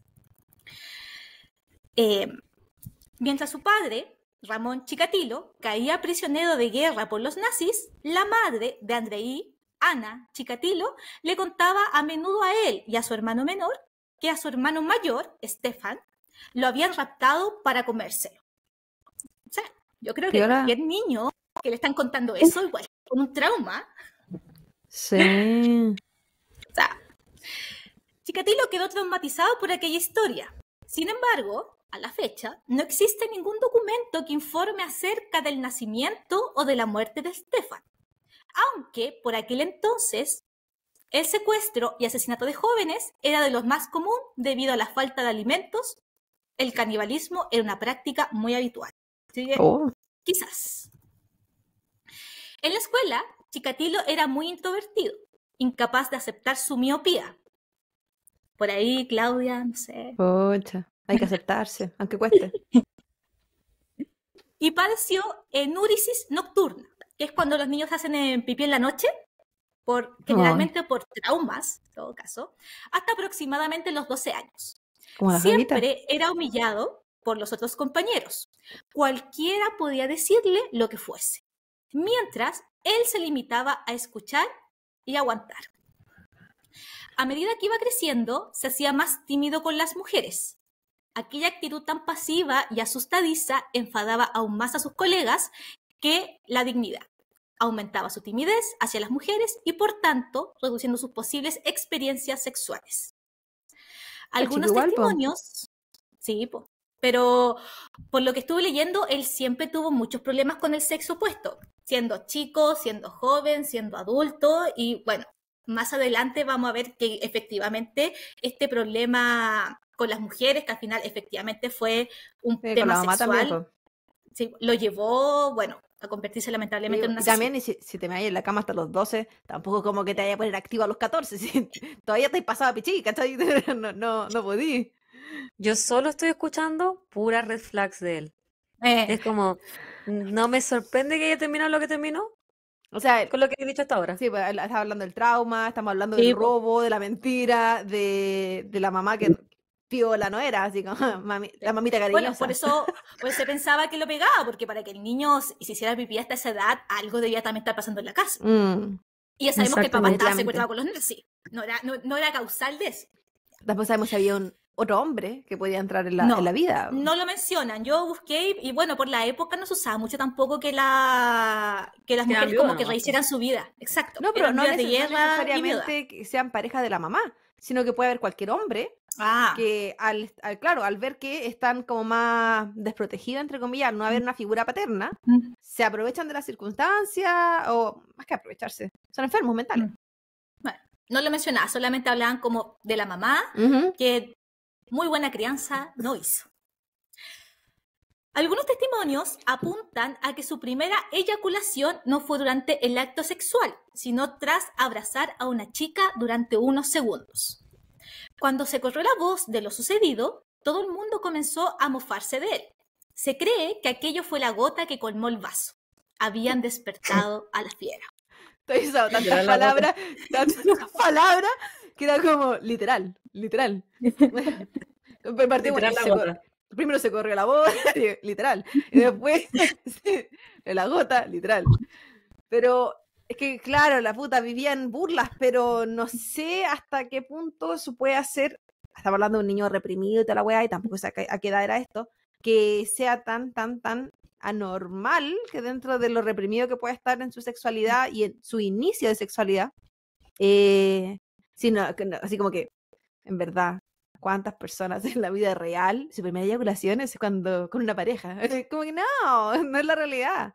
Pero esto tenía como 13 años más o menos, pero claro, dice que abrazó y se emocionó. Yo me pregunto, ¿qué tan delgada era su vestimenta que la gente supo que eyaculó? Se puede... Imagínate, son esos pantalones de tela de esa época. Como eso me estoy imaginando, así como que... Es como que se hace pipí, como de lino. Es como que se hace pipí, bueno, y así se ve. En algunas páginas encontré de que efectivamente por el tema de la Segunda Guerra, él era de una de las familias que era muy pobre y que de hecho pasaba hambruna, que solía estar muy sucio también, que no se caracterizaba por la pulcritud o por cómo iba vestido. Entonces, quizás la ropa que tenía no era la más apta. Estamos pensando que era Rusia es un país frío para mí. No como Cleveland, pero sí frío. Entonces, efectivamente, quizás se notaba que estaba mojado, qué sé yo. O el simple hecho de a veces de quizás sospechar, le pasó eso y se pasó la voz siendo quizás o no verdad. Claro. O sea, según las características del amigo, igual podemos creer que es verdad. No necesariamente la vueltan en duda, pero igual que desafortunada la vida del amigo hasta ahora. Bueno.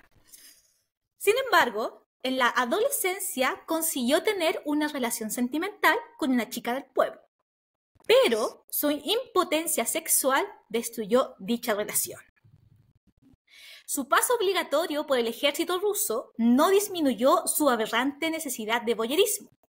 Luego se dedicó a los estudios. Estamos hablando de que esta persona tenía disfunción sexual, sí o sí, o sea, a él le atraía mucho el sexo femenino, pero físicamente no podía, por ninguna forma. De hecho, vamos a hablar un poco más adelante que se casó y todo, pero siempre fue un tema, siempre fue un problema, y por lo mismo se hizo adicto a mirar a chicas de distintas edades, lamentablemente, y por lo mismo, efectivamente, era adicto a esto que era el voyerismo, y muchas veces lo pillaron, pero no lo detuvieron. Lo que pasa es que con los voyeristas es unidireccional igual. Él tenía muchos temas con las burlas hacia él, la violencia hacia él, y el voyerista te está mirando, pero tú no estás. No sabes que te está mirando. Feedback. No hay un feedback, por lo tanto él tiene completo control de su deseo sexual. Y nadie no va a haber rechazo, no va a haber burla. Claro, no hay rechazo, porque es unidireccional. Entonces por eso no podía... Estamos hablando de disfunción, pero también hablaste anteriormente de lo precoz. Entonces, puede haber sido una combinación. Podríamos decir, no pasa vergüenza. ¿Cachai? Sí, y el rechazo. A mí me hace mucho sentido que sea voyerista. Sí. A mí, de hecho, me pareció hasta extraño que no quizás hubieran abusado de él cuando era niño también. No lo encontré por ninguna parte, quizás no había evidencia, pero no estaba en ninguna de las referencias. Nunca dijo nada tampoco. Sí, también puede ser. Porque en cuanto no me sorprendería. a los abusos sexuales, no, a mí tampoco me sorprendería que incluso fuese su mamá. Puede ser. O cualquier persona cercana. Es que hay un tema también en época de guerra que pasaba mucho. Aún pasa en los lugares que hay guerra. Entonces, y que casi que, entre comillas, se normaliza el abuso sexual o la explotación infantil. Y estamos hablando de un niño que pasaba hambruna. Tampoco sabemos a qué se tenía que dedicar para comer. O qué cosas lo hacían pasar para obtener comida. Pues hay tantas como cosas que uno puede estar imaginando. O sea, si tú me preguntas, él tuvo una infancia... De mierda. De mierda, literalmente. Voy a decir otra palabra, pero estamos en un podcast que hay que cuidar el vocabulario. Pero sí. Ya. Deseaba licenciarse en Derecho, pero suspendió el examen de acceso a la universidad. Decepcionado, puso todo su empeño en prepararse profesionalmente, obteniendo finalmente 3 títulos universitarios: en Ingeniería, Marxismo-Leninismo y Lengua, y además en Literatura Rusa. A veces tenía, le costaba, pero podía. No, o sea, le puso harto. Sí. Y por lo mismo, en 1971 se graduó como maestro, profesor. Sentía una creciente atracción, lamentablemente, por las menores de 12 años y se colaba en los dormitorios para verlas en ropa interior mientras se masturbaba con la mano dentro del bolsillo. A pesar de ello, pudo encontrar una esposa en 1963, casándose con una de las amigas de su hermana. Durante su matrimonio, sí, tenía una hermana menor, que la verdad no se hablaba mucho de la hermana, solamente que era menor y que era muy bajo perfil. Y dentro de eso, efectivamente, una junta familiar le presentó a una hermana y hicieron, no sé si macho clic para la época, yo creo que se casaron por conveniencia. Porque él dentro de todo, con los títulos, era buen proveedor, dentro de todo, para la época en la que también estábamos hablando. En las circunstancias en las que se desarrolló, igual, o sea, me refiero, después. Obligado a proveer, pues. Sí, pues, supo, es que también era como el rol de los hombres, entonces era como que sabía que era lo que tenía que hacer de alguna u otra forma. Y tampoco me sorprende tanto lo que tú mencionaste de que su voyerismo se ha inclinado hacia las niñas, por lo que estábamos hablando anteriormente. El único lugar donde él puede tener algo de control es con personas menores. Que te pueda dominar. De aquí solo empeoramos, chiquillas, así que prepara. Durante su matrimonio, se mostró como un hombre trabajador, educado, tranquilo, sosegado y cariñoso. Y aunque era incapaz de mantener una erección, sí podía eyacular. Logró alcanzar en contadísimas ocasiones la suficiente erección como para embarazar a su esposa. Jamás discutió ni con su mujer ni con sus hijos. Él tuvo 2 hijos. No recuerdo si lo coloqué más adelante, pero tuvo un niño y una niña. Oye, pero la efectividad en la procreación de ese hombre. Sí, y también me asombré. Y chumpa adentro y terminaba la hueá, me imagino. Sí. Probablemente, yo creo que aparte de disfunción, el loco tenía que haber sido precoz. Digamos las dos juntas.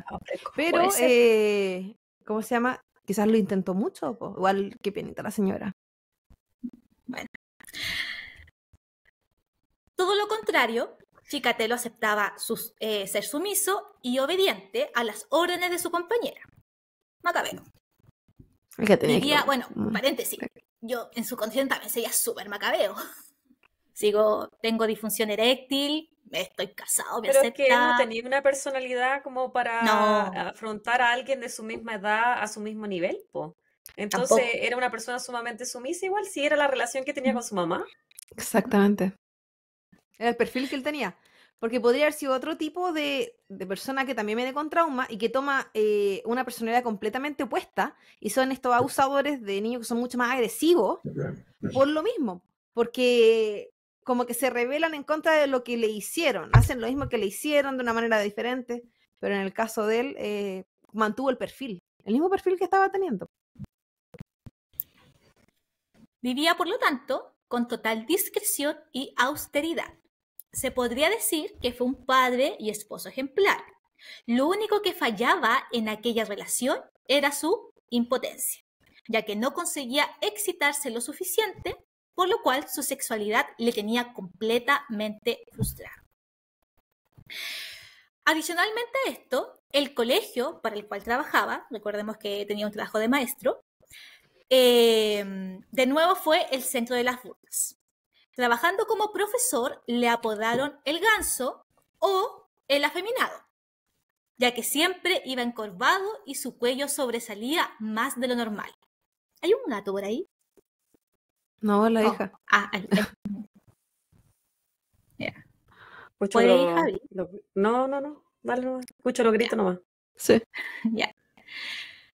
Algunas alumnas recuerdan cómo le pillaban casi siempre masturbándose en sus dormitorios cuando se estaban cambiando de ropa. Sentía una creciente atracción por las menores de 12 años y se colaba en los dormitorios para verlas en ropa interior, mientras nuevamente se masturbaba con la mano en el bolsillo. Más tarde, Chikatilo abusaría sexualmente de sus estudiantes, tanto de chicos como de chicas, lo que le costaría el trabajo en 1974. Es que A fue pesar de progresivo, po. eso, sí, pero a pesar de eso, no fue a la cárcel, simplemente lo despidieron. Pequeño, No me pero sorprende. grave error. Y tampoco después de todos los casos que hemos visto con usted. En la El época primer igual. asesinato documentado de Chikatilo tuvo lugar el 22 de diciembre de 1978. Abordó en la calle a Yelena Zakotnova, una niña de 9 años de edad, y la convenció para que se fuera con él a una cabaña que poseía en las afueras de la ciudad.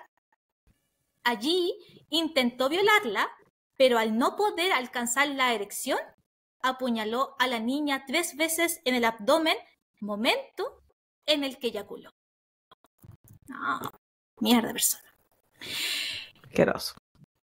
En una entrevista concedida tras su arresto en 1990, Chikatilo declaró que tras el apuñalamiento de Zakotnova, esta chica, la menor dijo en voz ronca, tras lo cual la estranguló hasta dejarla inconsciente antes de arrojarla al río Gruchevka. La niña, después que la apuñaló, la verdad dijo un pequeño suspiro, a eso se refiere como con voz ronca, porque dijo algo con voz ronca, y eso básicamente como que lo enfureció más, y efectivamente terminó hasta que lo eyaculó y terminó de matar. Fue bastante triste, la verdad. El cuerpo se encontró bajo un puente cercano 2 días más tarde. Numerosas pruebas relacionaban a Chikatilo con el asesinato de Zakotnova. Rastros de sangre encontrados cerca de la valla de su cabaña. Testimonios de vecinos que confirmaban la presencia de Chikatilo la noche del 22 de diciembre. El hallazgo de la mochila de Zakotnova en la orilla opuesta del río, indicando que la niña fue arrojada en ese punto. Y la declaración de un testigo a un policía de haber visto un hombre de apariencia muy similar a Chikatilo, con el que Zakotnova habría estado hablando en la parada de autobús donde la niña fue vista por última vez con vida.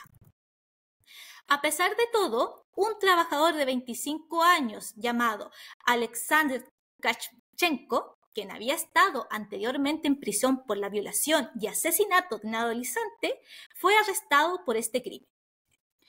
Un registro de la casa de Tkachenko reveló manchas de sangre en la ropa de su esposa, cuyo grupo sanguíneo coincidiría con el de Zakotnova y la mujer de Tkachenko. O sea, tienen todas las pruebas para decir que Chikatilo fue. Sin embargo, tenemos a este otro personaje que tiene antecedentes, le encontramos sangre que coincide con la de la víctima, pero también con la de su esposa. Podría ser la de su esposa, pero no importa, él es el culpable. La otra persona que tiene todas las pruebas no lo es, sino que es esta otra persona porque básicamente tiene el antecedente y tenía algo de muestras de sangre. No se hizo un mayor cuestionamiento tampoco de eso. No, pues se fueron por los antecedentes, pero como que toda esta gente con esposas, qué asco. Pero se olvidaron como bueno, probablemente los antecedentes de lo que él hizo en la universidad, o en la universidad donde él trabajaba, no sé por qué dije universidad, quedó ahí, en el lugar de trabajo. No tiene que haber sido algo como con denuncia y qué sé yo. No, pero yo, bueno, da igual, lo han hablado muchas veces en los otros episodios de la labor policial. Tú decís, ya, nosotros no somos policías. Yo en mi vida he estudiado PDI, pero ¿cómo? Como que para nosotros parece muy obvio. No sé, yo he estudiado en la PDI, pero bueno. No, en 1981 se convirtió en funcionario de abastecimiento de una fábrica. Y el trabajo que lo obligaba a recorrer una buena parte de la región le proporcionaba la fachada perfecta. 3 años pasarían antes de que Chikatilo asesinara por segunda vez. El 3 de septiembre de 1981 asaltó a su segunda víctima llamada Larisa Tkachenko, una prostituta de 17 años de edad. Todas sus víctimas, paréntesis, eran menores de edad. La convenció de ir con él al bosque para tener relaciones sexuales, pero falló en el intento, por lo que ella se rió de él.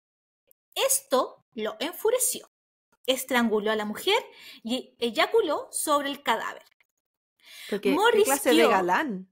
¿Qué clase de galán te convence? Vámonos al bosque. Ok, a dejarme el pantalón al tiro. Le estaba pagando, sí. Mordisqueó su garganta salvajemente, le cortó los senos y se comió los pezones. Y pido perdón por lo que acabo de leer. Weona, se pone cada vez peor tu historia. Ya, pero eso fue lo más atroz. Por eso, bueno, él también se consideró que era caníbal. Pero así partió. O esto es lo peor que llegó. Además, víctimas no volví a leer de temas de canibalismo tan explícitos como con esta persona. Aquí lanzó toda su furia probablemente porque, como dijiste, se rió de él, po. Sí, po. Exactamente. Su tercera víctima fue Liuba Birjuk. Fue raptada de un pueblo y fue acuchillada 40 veces en el bosque. Le mutiló los ojos, algo que se volvería algo común en sus asesinatos. Chikatilo asesinó a otras 3 personas ese año, y entre ellas a su primera víctima masculina, Oleg Potsivaev, de 9 años de edad. Nunca se supo por qué lo mató a él. Simplemente estaba dentro de sus víctimas. De hecho, él comentó, yo creo que el mal momento, situación equivocada. ¿No intenta usar? No, simplemente lo asesinó. Tampoco había muchos detalles de ese asesinato.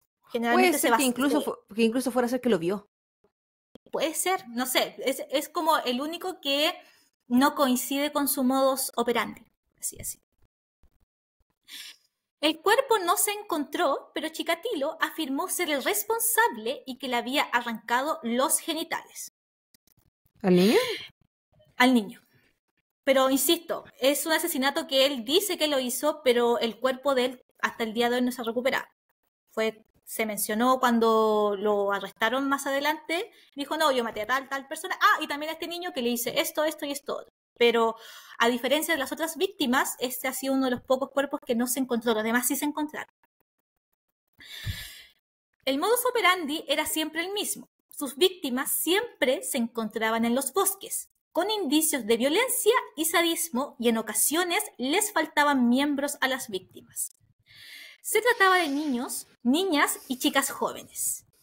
Entre ellos había muchos escapados de casa, pues se dejaban convencer más fácilmente y agradecían su ayuda en el laberinto del sistema de transportes local con el que no estaban familiarizados. Sus víctimas eran mayoritariamente niños, adolescentes y mujeres jóvenes. Por lo mismo, utilizó una variedad de métodos para cometer los asesinatos, incluyendo la estrangulación y la mutilación de estos cuerpos. Creo que lo había leído. El 11 de diciembre de 1982, Chikatilo se encontró con una niña de 10 años llamada Olga Stalmachenok en un autobús que se dirigía a la casa de sus padres en Novochakinsk. Perdón por la pronunciación. A lo mismo. Y la persuadió para dejar el autobús con él. Fue vista por última vez por un compañero de viaje, quien informó que un hombre de mediana edad había llevado a la niña firmemente de la mano. Chikatilo atrajo a la niña a un maizal a las afueras de esta ciudad. La apuñaló en más de 50 veces alrededor de la cabeza y el cuerpo. Le arrancó el pecho y le extirpó el intestino inferior y el útero. No se indica qué hizo con él. No indica qué hizo con él, solamente que mutiló el cuerpo de esta pequeña víctima. Yo siento que, bueno, ya varias muertes atrás, pero ya está desatado. Sí, no. No tiene ningún sentido ni razón. Bueno, desde el canibalismo, bueno, no es que tuviera algún sentido algo antes, pero siento que ya es como experimentar. Experimentar que va sintiendo y buscar adrenalina, po. Haciendo hueás nuevas. Lo que le causaba esto era excitación, sí, finalmente. Para excitarse. De lo que no tenía. Entonces, bueno. En 1984, el número de víctimas fue en ascenso, llegando a 15 personas. Chikatilo los elegía entre la multitud en estaciones ferroviarias y en paradas de autobuses y con algún pretexto los convencía para que lo siguieran a alguna zona boscosa. Una vez allí, les infligía numerosas puñaladas, entre 30 y 50. Casi todas las víctimas sufrían la mutilación de los ojos. A las adolescentes o chicas jóvenes les seccionaba los pechos o los pezones. Con estos datos, las autoridades empezaron la investigación centrándose en dos focos principales: miembros de la comunidad médica, como cirujanos, y de la comunidad gay. ¿Por qué? No tengo idea. Solamente de la ¿Por qué? Porque son rusos, po, weón. Por eso se enfocan en lo que, porque así son. Como fue Pero con mierda. también la época, o sea, hay que entender que estamos hablando los 80. Sí, estábamos de la última fecha, esto fue en Entonces, el... los claro, 80, toda 84. no se habla, ni siquiera se habla de la comunidad todavía, ya estaban los gays degenerados. Sí. O sea, yo entiendo a los cirujanos, se entiende por los cortes, qué sé Sí, yo, por bla, la bla. mutilación. Pero gay yo no le encontré sentido. Y como bien aquí dice, en aquel momento la homosexualidad estaba prohibida y habían aumentado los casos de asesinatos de hombres. Pero insisto, no tenía lógica. Pero bueno. No, porque eran los prejuicios de la época. La mayoría de sus víctimas eran niñas igual, entonces... Sí. No, por ningún muy lado, buena pero la bueno. gente. Sí. Es que da lo mismo porque para la época solamente se consideraba, o incluso mucha gente hoy en día, que eran degenerados. Y degenerados da lo mismo, porque no distinguen. No lo ven como, no había Sí, po. entendimiento de lo que era la sexualidad, el género, la identidad sexual, lo que sea. No. Después de interrogar a miles de sospechosos y fichar a algunos de ellos, la policía seguía sin encontrar al culpable. El hecho de que la opinión pública desconociese la gravedad del caso tampoco ayudó. Pero el gobierno soviético no se podía permitir que la ciudadanía dudase del sistema.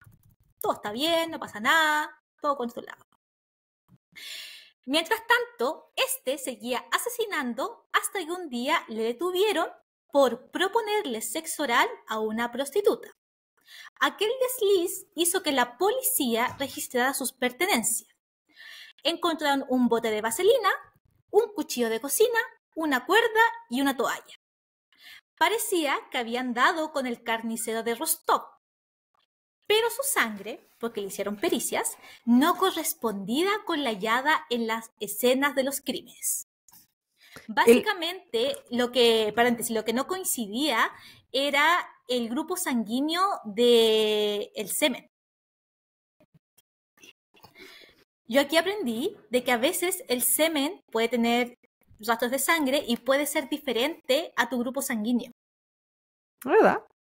De verdad, se lo aprendí acá. ¿Era barrio pobre? Todo era barrio pobre. Estamos hablando de Unión Soviética, Segunda Guerra Mundial. Entonces, en el caso de él, que yo no tenía idea, los fluidos, llámese semen, preseminal, lo que sea que encontraban de él, ¿eran además con sangre? Sí, de hecho se describe que el semen hallado en los cuerpos de las víctimas era o pertenecía, a una sangre de tipo AB, pero él era sangre tipo A, entonces no coincidía. Sí. No, a lo que iba es que además, porque no todos los fluidos tienen grupos sanguíneos, porque eso es como que no tenía idea. Yo busqué información. O en el caso de que él además tenía sangre en su... No, a veces pueden haber rastros de sangre en los fluidos, por lo que pude encontrar. Y generalmente, cuando hay rastros de sangre en fluidos como el semen, suelen muchas veces coincidir con tu grupo sanguíneo. Son muy pocas las personas que el grupo sanguíneo que a veces se encuentra en el semen no coincide con tu grupo sanguíneo que tiene en las venas, en la arteria. Entonces, exactamente. Entonces, ya era extraño y él era así como el 1 en 1.000.000, así como la posibilidad de que efectivamente él tuviera otro tipo de grupo sanguíneo diferente a la encontrada en el semen era súper baja. También puede ser, Digo, es que yo acabo de terminar un ramo que se llama Blood Bank, del banco de sangre. Entonces, claro, he estado estudiando todo este semestre sobre la sangre y las muestras de sangre, la transfusión de sangre y todo eso. Pues, estamos hablando de otra época, otras metodologías y también la muestra de sangre, además de estar contaminada, fuera tan menor, porque estamos hablando de que es sangre que se está analizando, Sí, po. pero que está mezclada con otra gente, otros fluidos, y qué sé yo. Y es como que estáis mezclando sangre. No son pruebas de ADN, ¿cachai? Que tú sabes específicamente de quién es. Entonces, su sangre, lo que encontraron ahí, que pensaron que era de él, puede ser incluso una combinación de la de él con la de la víctima. Y hay un tema aquí de antígenos y anticuerpos que crea hemólisis, entonces, que incluso hace que cambie todo. Y Yo también lo pensé así. Y además, el hecho de que puede que la muestra fuera tan mínima que pueda crear falsos positivos, falsos negativos y ¿cómo se llama? Una diferenciación. Yo estoy pensando en cómo se analiza la sangre hoy en día, que no necesariamente es como se estaba analizando en esa época para hacer se determina el fenotipo de la sangre, qué sé yo. Sí. Pero dado de, Yo- de entender como el tipo de análisis, pero claramente estamos hablando de otra época y todo es diferente. A mí me sorprendió que de hecho hicieran como esa cadena, comillas, de evidencia. Estamos hablando de los 80 en la Unión Soviética. Claramente ADN no existía mucho en esa época, con suerte había en Estados Unidos, en algunos laboratorios, menos en la Unión Soviética. Pero sí, me llamó mucho la atención ese dato y lo encontré en varias fuentes. No era como de una fuente en específico. No olvidemos que la Primera Guerra Mundial, la Segunda Guerra Mundial, fueron momentos donde se hicieron los grandes laboratorios porque se practicaba en la gente. Sí. Que eran los que ilegalmente la gente que ellos tomaban de reo o qué sé yo, de presos políticos, entre comillas. Ahí, como en Chile, pues en los 80 fue cuando... Un gran capítulo para la historia de la humanidad. Sí, porque incluso hoy en día todavía existe cuestionamiento y grandes como discusiones a nivel científico de que cómo se llegó a tal descubrimiento de medicamentos, de tratamientos, de tantas cosas, lo que se hizo para conseguir eso. O sea, se sabe como que por una wea como por la ciencia es como si alguien ya sufrió todo lo que sufrió para que hoy día sepamos esa respuesta, hay que seguir usándolo. Pero también existe esa wea de que, pero mira cómo se obtuvo, es un tema como bien de la ética médica. Bueno, lamentablemente, y debido a esta discrepancia, enseguida fue puesto en libertad. Porque la sangre no coincide, no sé. No hubo mayor cuestionamiento que eso. Por esas alturas, los archivos de la policía contenían datos de unos 26.500 sospechosos. Cuando apareció el cadáver número 30, los periódicos empezaron a dar noticias del posible asesino en serie. Quienes todos creían tenía un retraso mental, a pesar de que la policía no estaba de acuerdo. Esto puesto que la amplia dispersión territorial del asesino indicaba que éste disponía de un vehículo, factor que en Rusia no era escaso. Posteriormente, Chikatilo fue acusado de haber robado un rollo de linóleo de su oficina. La tontera, paréntesis, pero clave, a final de cuentas. 7 meses después, con ese caso aún pendiente, fue arrestado por comportamiento impropio en la estación de autobuses de Rostov y fue sentenciado a 15 días en prisión. La policía creía que él era el asesino, así que compararon la sangre de Chikatilo con el semen encontrado en los cuerpos de las víctimas e inexplicablemente no era el mismo tipo de sangre. O sea, seguía todavía sin coincidir. Volvieron a hacer el mismo examen, el mismo resultado. Por lo mismo, simplemente fue sentenciado a 1 año de cárcel por el robo del linóleo. Pero el juez simpatizó con él y lo liberó antes. Mira qué buena onda. Simpático. Ya. Es solo linóleo, nada más. El 17 de octubre de 1990 volvió a matar en un bosque cercano a la estación de Don Lesjos. Este crimen absorbió a toda la policía local y a una fuerza antidisturbios de 100 hombres. Pero 2 semanas después, Chikatilo volvió a actuar y esta vez fueron unos 600 detectives los encargados de investigar a lo largo de la línea de los bosques, en donde montaban guardia 3 o 4 oficiales en los apeaderos más aislados, que son como zonas de descansos que habían en las zonas boscosas. El 6 de noviembre de 1990, uno de estos detectives, un sargento llamado Igor Rybakov, vio surgir del bosque un hombre con traje y corbata. Mientras observaba cómo éste se lavaba las manos en la fuente, advirtió que tenía un dedo vendado y una mejilla manchada de sangre. Rybakov le pidió la documentación. No tenía motivos suficientes para arrestar a Chikatilo. Él era finalmente esta persona. Sin embargo, dejó constancia del incidente. Al día siguiente se encontró el cadáver de una chica en esa misma zona. El homicida, otra más. O sea, efectivamente había matado a alguien y justo lo pillan saliendo de los barcos. El homicida tenía que haber pasado por la estación y el culpable no podía ser otro que el sospechoso del informe de este detective. Lo arrestaron, el 20 de noviembre, sospechoso de haber asesinado a 36 víctimas, todos ellos mujeres y niños. Su esperma, aunque no su sangre, sí era AB. Aquí ya no sacaron la muestra de sangre, sino que sacaron una muestra de su esperma. No se indicó cómo la obtuvieron, pensando que él tenía disfunción eréctil. El fiscal general de la provincia de Rostov emitiría una orden de detención contra Chikatilo, efectiva a partir del 20 de noviembre de 1990. Ese mismo día lo detuvo la KGB, mientras este con paso lento y senil decía: ¿cómo pueden hacerle esto a una persona de mi edad?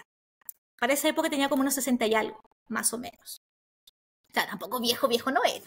Pero para la época, y dadas las circunstancias de la sociedad, él era una persona mayor. Salud. Gracias. En los interrogatorios afirmó que simplemente era un ciudadano normal, que no había cometido ningún tipo de delito y que era objeto de una persecución absurda por parte de la policía. Sin embargo, Chikatilo llevó a los detectives de la policía de Rostov al lugar donde yacían 3 cadáveres que aún no se habían descubierto. Tanto la detención de Chikatilo como la búsqueda de los restantes cadáveres fueron filmadas. Afortunadamente no encontré esas grabaciones porque ¿para qué? Ya.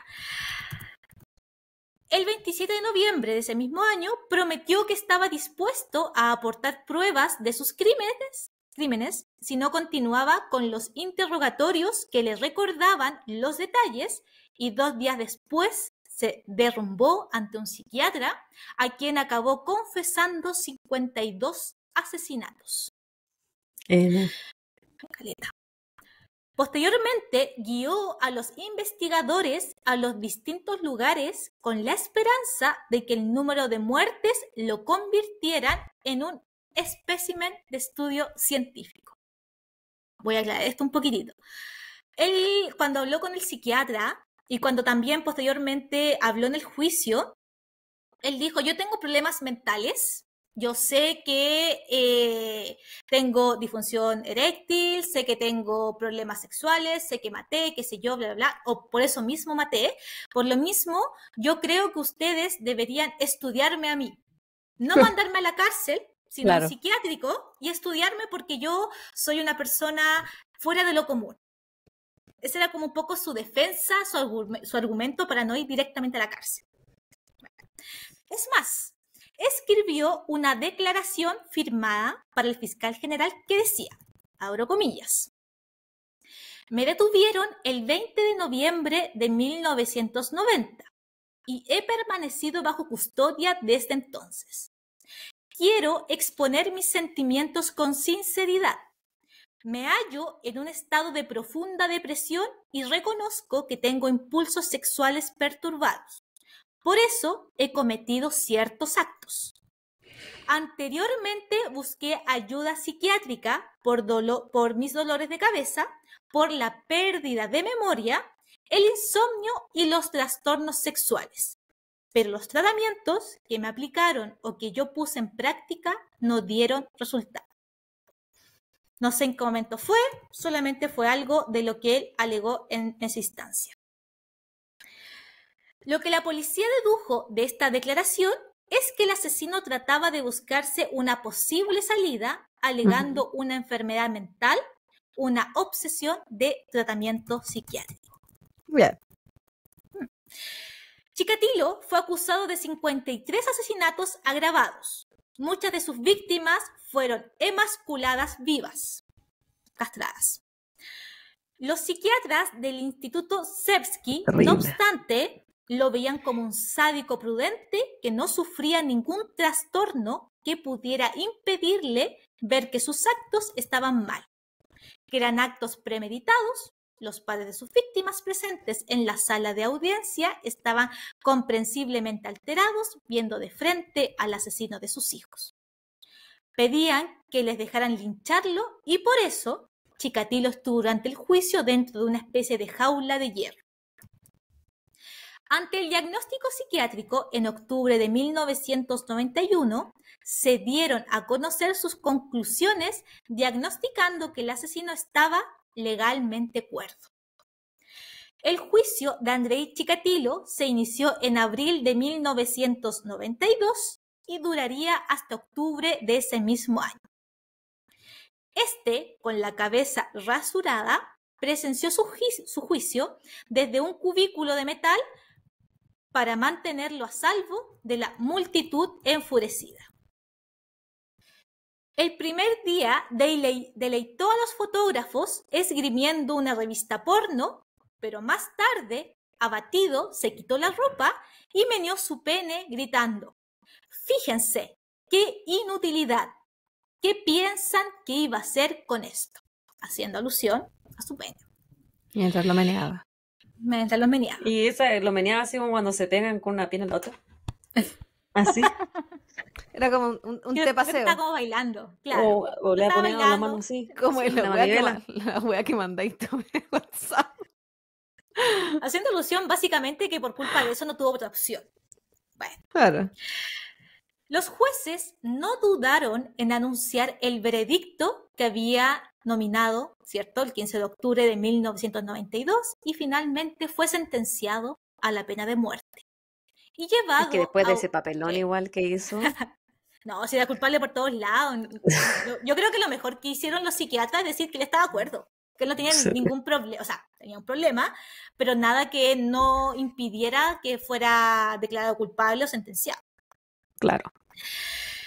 Fue sentenciado a la pena de muerte y llevado a una sala aislada de la prisión de Rostov, donde fue ejecutado de un tiro en la cabeza, como era el procedimiento aún en Rusia postsoviética. El 14 de febrero de 1994, siendo sepultado en una tumba sin marcar. O sea, después que lo sentenciaron, casi 2 años después, finalmente lo ejecutaron.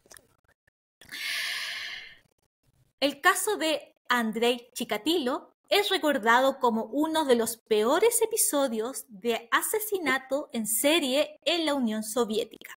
Su brutalidad y la magnitud de sus crímenes dejaron una profunda huella en la historia criminal de la región. Y esa, criaturas mías, es el pequeño caso que les quise traer el día de hoy. Pues bueno. Bastante asqueroso, pero profundizaste bastante en la crueldad y la asquerosidad de este coche su madre. Y su baile al final. Su meneo. Claro. Su meneo, depende. En la No, corte. Cuando estaba buscando casos, yo dije, ya, voy a ir con Rusia, que había escuchado un puro caso de Rusia, dije, ya, hay que traer de nuevo, y claro, encontré este, y claro, cuando tú buscas como Rusia, no te aparece directamente, pero sí cuando buscas por Unión Soviética. Y claro, o sea, y efectivamente 53 personas al menos se le imputaron a él, y yo creo que lo más cruel, aparte del número de víctimas, fue el modo que él tenía, porque efectivamente quizás no las violaba físicamente en el sentido de penetrarlas, pero sí las mataba. Sí, las mataba, eyaculaba encima y finalmente las terminaba mutilando. Y en algunos casos comiendo partes de su cuerpo. ¡Qué asco esa parte! Bueno, todo fue asqueroso, pero esa en particular. No, y piensa que eran niñas, fueron niñas. Sí. También habían personas mayores. Era un hueón muy sádico. Era un bien cerdo. Asqueroso. Asqueroso, Daniela, pero muchas gracias por tu entrega. Perdón, no me eliminen. Bueno, mis referencias. Cuando empezaste a hablar con la sexualidad propia de este caso, dije, ¿qué no podía ser otra que Daniela?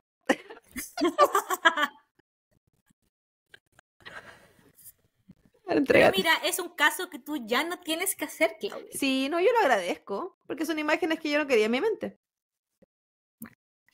Mis referencias, lavanguardia.com, Chikatilo Carnicero, Rostov, Profesor Caníbal, Asesino en Serie, Unión Soviética, Las Caras del Mal, Infobae, La historia del carnicero de Rostov, el femicida que destripaba mujeres y niños, Wikipedia, por supuesto, Chikatilo, elclarín.com, Carnicero Rostov, historia asesino, serie brutal, Unión Soviética, y Murder, lo voy a pronunciar como muy mal, Murderpedia.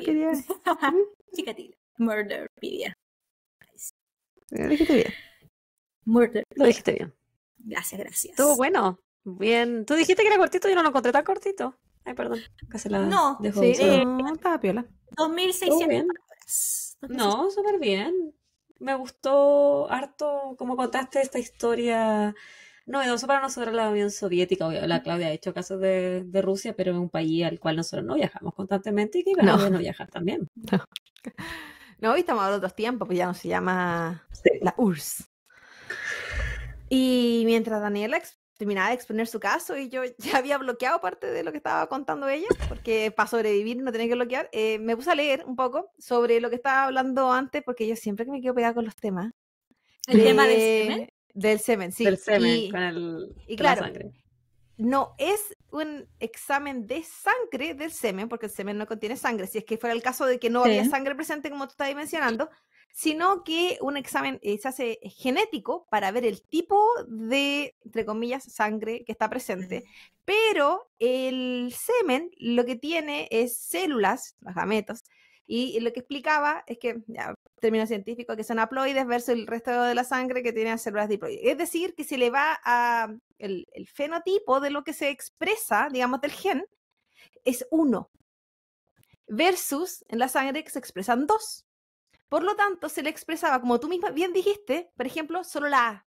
Y no la AB. Y no la AB. Porque el semen solamente... tiene mucho sentido eso. Y claro, y tenía que ver con el tipo de célula, por los gametos. Entonces, y todo esto parece que era a raíz del mismo caso, que me metí a Reddit, y alguien estaba explicando el tema, y es a raíz, sale la foto de la persona, y estaban explicando el caso por un caso, así que imagino que puede ser el mismo que estás hablando tú. Puede ser eso. Y de un podcast que lo dijo hace 9 años. No sé cuál es el caso. Estamos estaba leyendo la parte científica nomás. Pero, claro, hace mucho sentido de que, si bien se obtiene, entre comillas, el grupo sanguíneo, pero no es a través de la sangre, es a través de los cromosomas y de los estudios genéticos, finalmente, y todo obteniendo el fenotipo. Que en verdad es lo que se saca de la sangre, pero aquí se está sacando a través de el semen. Y que probablemente ahora ya no se haga porque se sabe que la weá no te va a dar lo que es. Y también porque ahora existe el ADN. El ADN, claro. Muchísimo más específico. Sí, Pirilipis. Y eso se hace con otro tipo de exámenes que es el PCR. Entre otros, pero PCR principalmente. Así que aquí estoy yo para entregarle así.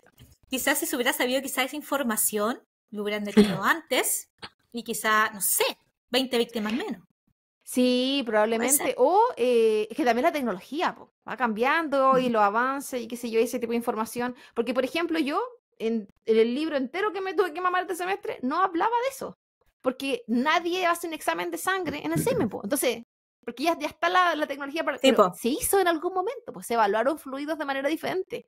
Entonces, claro, ahora uno junta como la información, pero súper interesante. Mira, educándome, Daniela, siempre. No, estuvo bueno.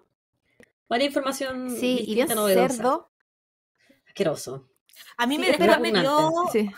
paréntesis, me dio mucha pena su familia, porque acuérdense que él era casado. A mí me Sí. gustaría la familia de las víctimas. Sí. No, pero Aunque también también qué la culpa familia tiene la de él pasa a esposa ser de los víctima. hijos.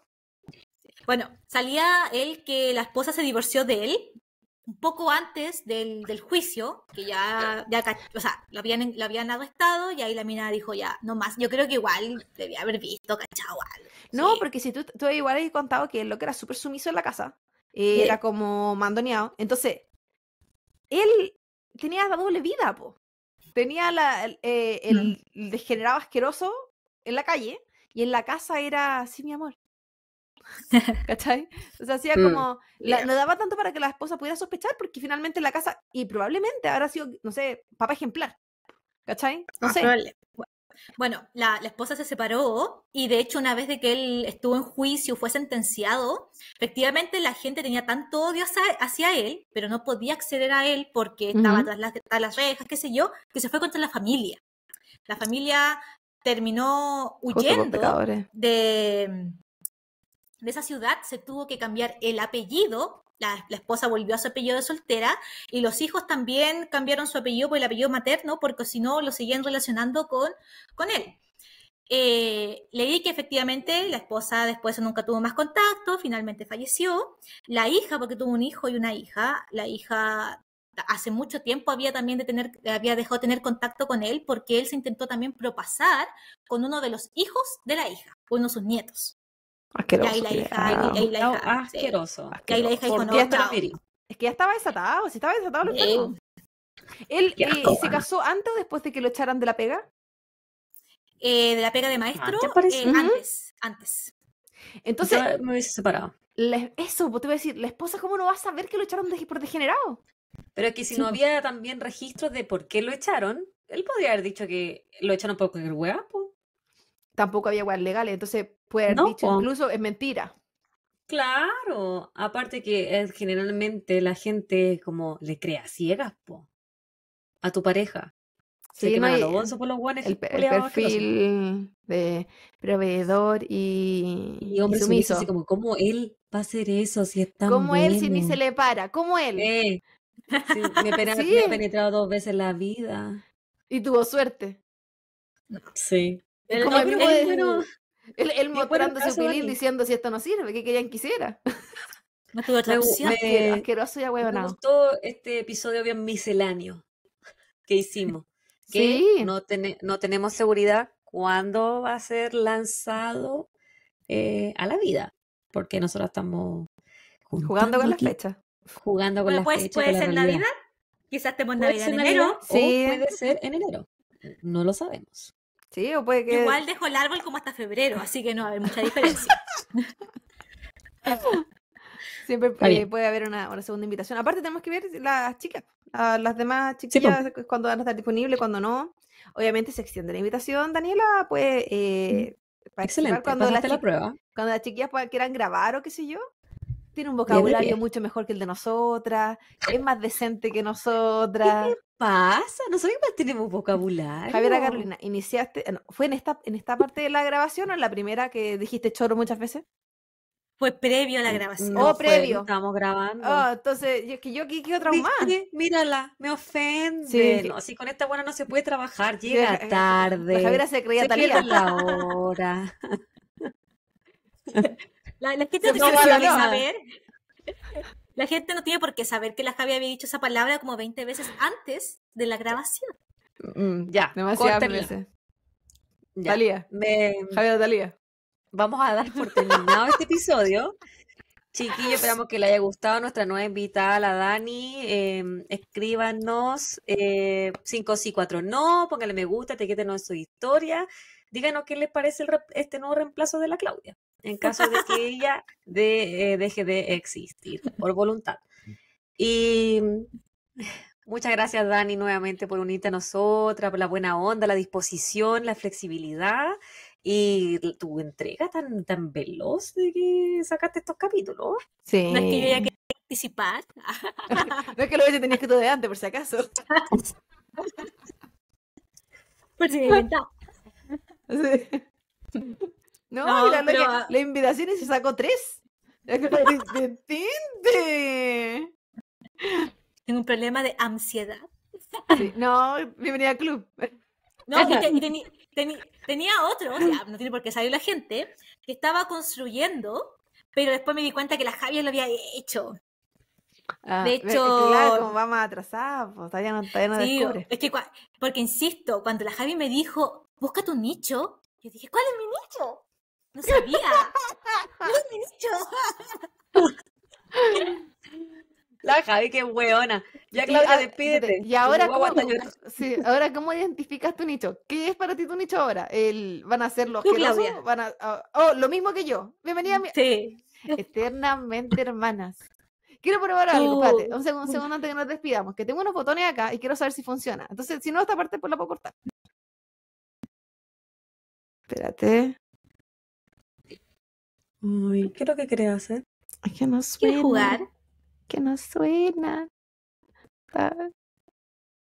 Está loca esta weona. Que no suenan. Bueno, no importa. Eran unos aplausos. Tenía unos botones acá y dije, si ahora funcionan los aplausos, pues los puedo tirar cuando invitemos a alguien. Sí, agradecimiento, aplauso. Pero La prueba beta. por más que puse play no funcionó, pero no importa. Que se sepa que yo quería aplaudirlo a la Daniela. Pero no funcionó. Me aplaudo yo. Pero eso. Así que muchas gracias, Dani. Muchas gracias, María Javiera, por aguantar todo este rato mientras tu hija gritaba de fondo, entregándole sentimiento y emoción a este capítulo. Yo sé. Weona, pero que no sé si la gente va a mirar mi cara de angustia. Y desesperación. Y cuando me Y la Daniela preguntando si era un gato. Y ella se escuchaba como un gato. Era algo, gritando. sí, en celo. Pero, Era una mezcla. pero yo sentí como el corazón de la Javi se apretaba. Así. Sí. Quiero ir. Pero bueno, muchas gracias. Gracias a los que nos acompañaron. No olviden suscribirse. Recuerden que estamos en todas las redes sociales. Vayan a YouTube, que sigo dando pena. Y te lo juro que me veo las pocas vistas y me da más pena. Y después nos piden que suban los videos y no los ven. Entonces, pues, vayan. Que damos mucha pena en esa wea. Y vayan a seguirnos. Estamos como a 50 de lograr los 1000. Y después de eso, podemos empezar a monetizar. Quizás. Vayan también vayan a darle un poquito de amor a Spotify si aún no lo hacen. Alguien me ha empezado a dar malas notas porque bajamos a 3.8 y eso... Sí. Blasfemia. 5, sí, 4, no. La sorpresa. Sí, así que vaya, créese cuenta, invente cosas, no sé. Y eso, muchas gracias. Y no sé cuándo sale esto, así que no puedo decir nada, Navidad, Año Nuevo, no tengo idea. Que tenga buena semana. Cuídense mucho. Chau, chau. Nos vemos pronto. Bye, bye. Chao.